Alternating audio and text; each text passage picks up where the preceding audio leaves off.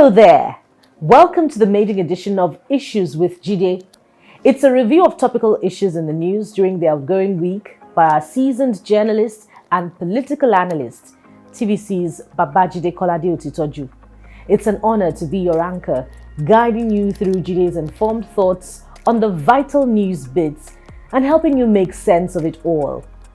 And so, in the outgoing week, 3 major strikes by government workers dominated the headlines, and we'll look at all of them one by one. 1. The Judicial Staff Union of Nigeria, JUSUN, is striking over the delay in the implementation of financial autonomy for the judiciary. 2. The Academic Staff Union of Polytechnics, ASUP, is on strike to demand the implementation of a new salary scheme for polytechnic lecturers. 3. Doctors are on strike to protest, among other things, the non-payment of salaries of 3 to 5 months of some house officers and non-recruitment of house officers.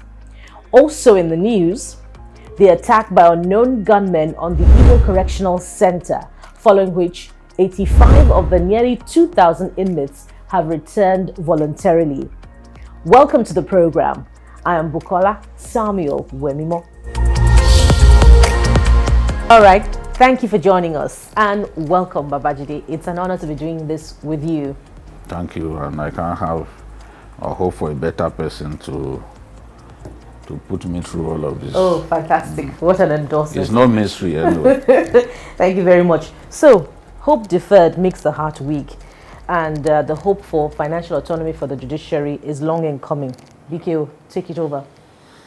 You see, I am particularly happy with the judiciary workers that they've elected to go on strike, because in our country, strike appears to be the only language that our leaders understand.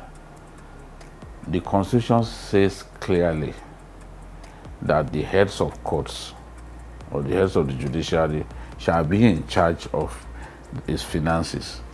There's no reason in the world for governors to continue to superintend over financial matters as they relate to the judiciary.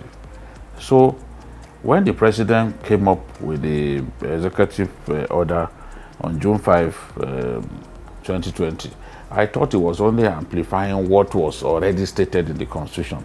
And there have been 2 court cases that the governors lost.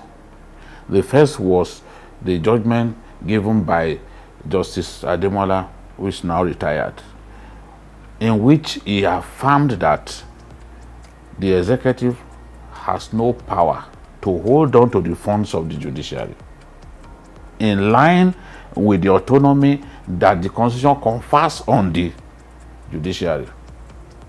They lost that matter, they never appealed. And then the governor of Kogi State, because the late Chief Judge of the state, Justice Ajana, decided a matter in favor of his enemy, Senator Dino Melaye, he granted Dino Melaye bail. For that reason, he decided to punish the judge. And what did he do? He seized the subvention of the judiciary for about a year.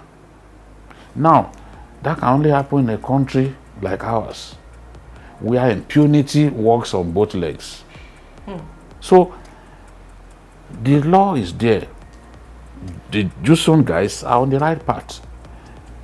These governors must be compelled to yield the funds meant for the judiciary to the heads of the courts in the various states, that's the registrar. If the federal government does not tamper with funds meant for the judiciary and it hands them over to the heads of the courts, they should be able to do that at state level. And that's what this fight is about. I expect the CJN to back the judiciary workers so that victory can go the way of the judiciary. If they should enjoy their autonomy it's as right. Enshrined in the Constitution. That's my belief. And there should be no going back on this. Governors are arrogating too much powers to themselves. Immediately the president came up with the executive order, they went to meet him. If I were the president, I would have turned them back. I would have chased them away from the presidential villa. What are they coming to do? I would have asked them, why do you want to see me? You want to see me over another already decided by the court? Please go back. I'm not prepared to see you. But of course, the president doesn't have, in most cases, in his actions, we do not see evidence of good advice. Otherwise, they should have turned back those governors. By now, they will have implemented the executive order. And what the president said is, look, if you do not comply, the Accountant General of the Federation shall have the power to take from source what is meant for the judiciary and send to the various heads of the judiciary in the 36 states of the Federation. The president must show courage to allow the Accountant General of the Federation to do that. And we hope that all arms of government concerned will summon the political will to execute this in favor of the judiciary. Let's progress quickly to an arm of the tertiary education sector that is bedeviled by many challenges. Polytechnic lecturers, they are on strike demanding better pay. There's a lot of the strikes that we witness in our country are about the welfare of the workers. They are pressure groups, whichever way you look at them. And pressure groups work for the welfare of their members. So I have no quarrel with the decision that these ASUP guys have taken. Now, people will say, oh, generally they are looking for better pay. The issue revolves around welfare, not simply better pay. For example, they are talking about some schools, especially state polytechnics, where people are being held in excess of 12 months' salary. There's no reason to set up a polytechnic if you can't guarantee that its workers will be paid as and when due. You must pay the worker regularly and promptly. Even the Quran says that the worker deserves his wages before the sweat of his body gets dry. So you wonder what's going on. If governors who claim that they are good Muslims, they are good Christians, how come they allow workers to suffer in this way? The president said some time ago that he was surprised, or he's been wondering how these people manage to sleep, how governors manage to sleep without paying salaries. So they are concerned about that. Then, of course, the issue of retirement age, 65 years retirement age, that has not been implemented. And they are saying, no, this has to change. They also want an end to appointment of rectors that are not qualified. So they have all kinds of issues that they want addressed. But these are just some of the salient issues. You can't owe a worker for 24 months. It makes no sense. If you cannot pay, then scrap those polytechnics. So I support the action that ASUP has taken. I think that the Nigerian worker, wherever he's working, deserves to be looked after the right way. Absolutely. As we move on to doctors' strike now, the irony is not lost on Nigerians. Mr. President is receiving medical treatment abroad and doctors at home are on strike. Yes, although when you look at the reasons doctors are on strike, you see that it's basically about them, basically about better pay, increased allowances and all that. But at the end of the day, they talked about the need for the health system in Nigeria to improve in this manner that we can have universal health coverage for all.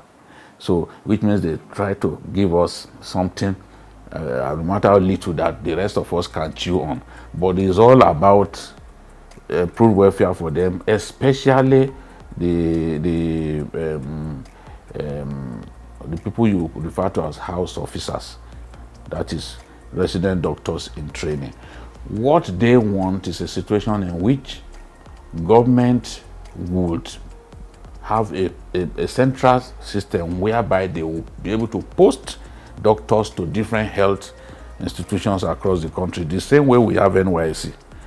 Up till now, that has not happened. And the decision, the Federal Executive Council agreed since 2017 that this should happen.